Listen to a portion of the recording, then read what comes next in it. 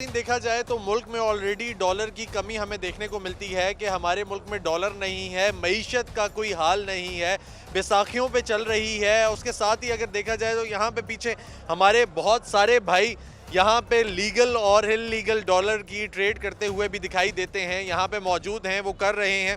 हम लोग यहाँ पे ये लिंक इसलिए दे रहे हैं ताकि इसका ताल्लुक है हमारी मईशत के साथ, हमारे मुल्क के साथ, और ये जो है KPK का दारुल हुकूमत है। आइए चलते हैं, मजीद बात करते हैं, हमारे साथ रहें।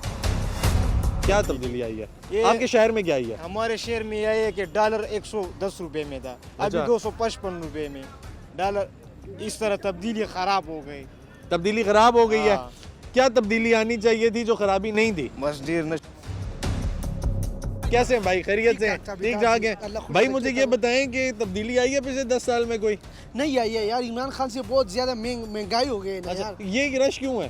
ये बोली है ना यार, रियाल दरहम डॉलर ये रहे। अच्छा, ये यहाँ पे बोली है और लोग करेंसी ले रहे हैं। बस अब ना गरीबी करेगा इधर यार। अच्छा ओ जी, ठीक हो गया। तो मतलब डॉलर भी यहीं से मिल रहा है? नहीं मना डॉलर इधर से नहीं मिला, ये सारे तशपानी है, कुछ भी नहीं है। अच्छा, कुछ भी नहीं है इधर?